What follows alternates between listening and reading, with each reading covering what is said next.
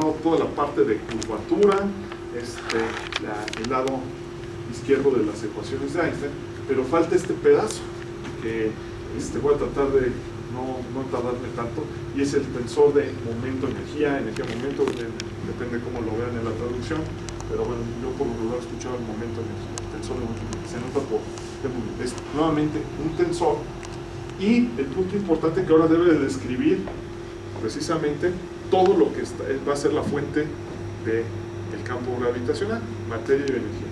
Y pues resulta que es muy complicado de obtener, y se tienen que tomar casos muy particulares.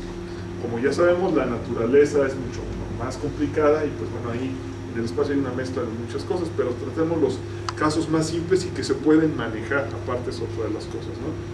Y el tensor de momento-energía pues se conoce para las situaciones de algo que se conoce como materia incoherente o polvo, que en inglés le llaman dust, algo que se conoce como el fluido perfecto, y el del campo electromagnético. Son los tres principales casos que se tratan del tensor de momento-energía en relatividad general.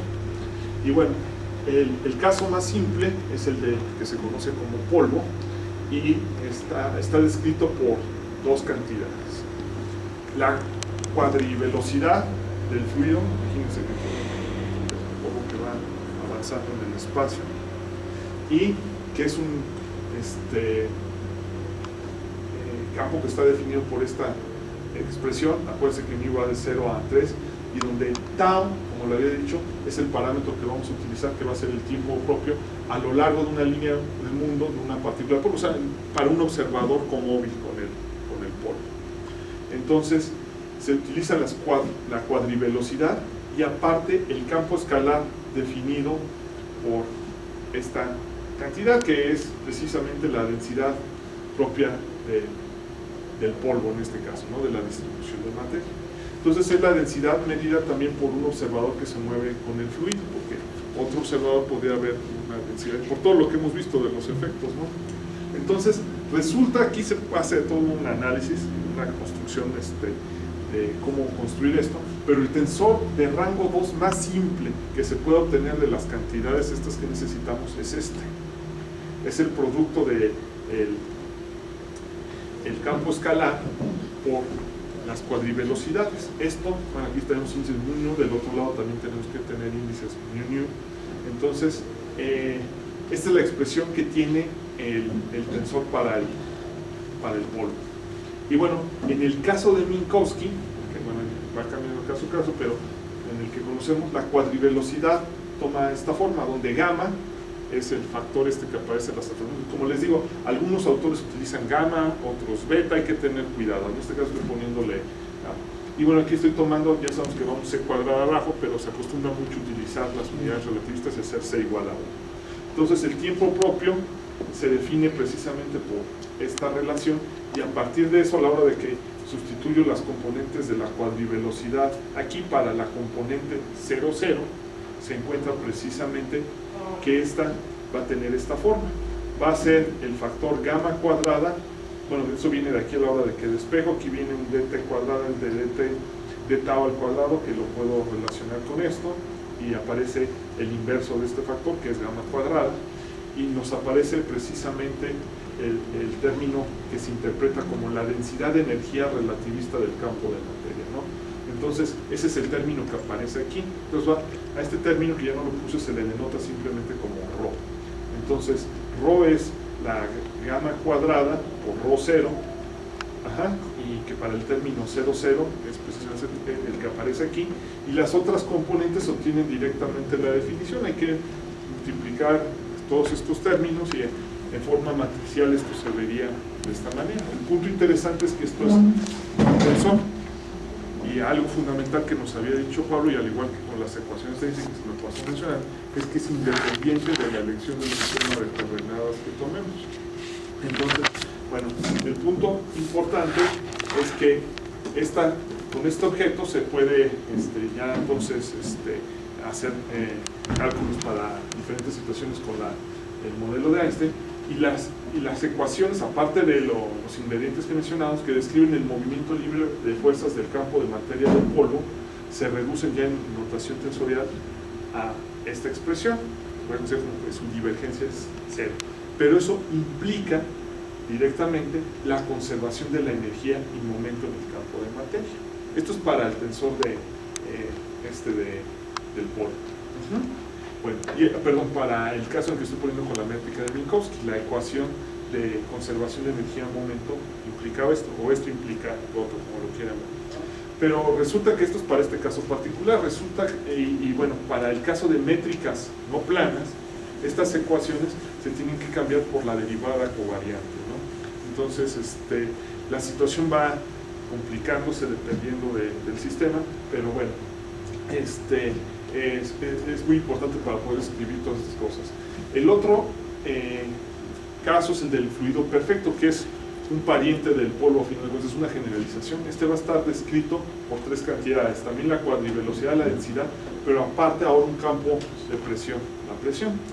De tal forma que cuando la presión tiende a cero, el fluido perfecto se vuelve el polo.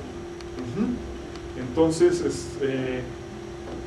el punto interesante es que, bueno, para construir este objeto se hace una combinación ahí que dependen de ciertos parámetros y se van pidiendo ciertas consideraciones como la de energía y momento, y se compara con ciertas ecuaciones como la conservación de materia, que queda en términos de la divergencia del campo escalar iguales, y otra, por ejemplo, para este caso, la otra ecuación es la de Navier-Stokes. Entonces es una combinación aquí lineal de unos factores y al final de cuentas, a la hora de que se compara con Navier-Stokes, se encuentra que la expresión que debe de tener el fluido es precisamente esta, ¿no? Y como tenemos aquí, cuando P tiende a cero, esto es cero, nos queda ρ por el producto de estas dos, que es la que teníamos para el polvo, ¿no? Entonces, el fluido perfecto en cierta forma es una generalización del caso del polvo. Pero para un fluido además tenemos que la presión y la densidad de materia están relacionadas por una ecuación de estado que va a describir el tipo de fluido. En general, esta ecuación de estado pues, es una ecuación que relaciona P con ρ y la temperatura, que, bueno, en este caso debemos a la temperatura absoluta. Pero para muchos sistemas se considera la temperatura como constante y la ecuación de estado pues, es una relación más o menos de este tipo. En lo que nos va a platicar Rubén, prácticamente ya, es precisamente cómo estas cosas tienen que irse cambiando para diferentes modelos en cosmología y cómo van a estar relacionados y los efectos que tienen en la aceleración y expansión del universo. Pero, bueno, el último ejemplo es el campo electromagnético. Y bueno, resulta que utilizando toda esta construcción de Minkowski, el campo electromagnético se puede construir de una forma mucho más sofisticada en términos de los potenciales o de los campos eléctricos y ponerlo en términos de una notación tensorial. Y bueno, haciendo eso se definen unos objetos que son los cuadripotenciales y la cuadricorriente, que están dados por, acuérdense que este es un objeto que está en 3 dimensiones y la cuarta componente, y bueno, estos son invariantes ante transformaciones de Lorentz, y en base a ellos se define o se construye lo que se conoce como el tensor de campo electromagnético, que está en términos de las derivadas de estas cantidades, ¿no? Y por ahí aparece en forma matricial, aparecen ahí las componentes del campo electromagnético. Es una forma de escribir y condensar todas estas cosas. Entonces, para poder obtener el tensor de energía en momento del campo electromagnético, tenemos que expresarlo en esta forma, que es utilizando el tensor de campo electromagnético. Resulta que la forma covariante de las ecuaciones de Maxwell en el vacío se puede obtener precisamente del tensor de campo electromagnético escribiéndolo de esta forma. Donde esta expresión es algo muy empleado en notación tensorial, quiere decir la antisimetrización con estos índices. Y bueno, varias de las entidades se pueden utilizar o se pueden deducir utilizando la simetrización, antisimetrización de varias cosas. Como les digo, es muy difícil entender y absorber todas estas cosas del cálculo tensorial rápido y a la primera, pero bueno, es lo que implica. Y además, para el caso en el vacío, implica también que la cuadricorriente satisface esta ecuación de continuidad. Entonces, todo eso está contenido en esta forma de construir el electromagnetismo. resulta que el tensor de energía en momento nuevamente se puede derivar de métodos variacionales, y para el caso en que estemos considerando relatividad especial en coordenadas de Minkowski en el vacío y donde esto es igual a 0, el lagrangiano correspondiente para derivar el tensor de energía momento electromagnético va a depender de todas estas cantidades, y bueno, hay que hacer estas operaciones tensoriales, los productos de...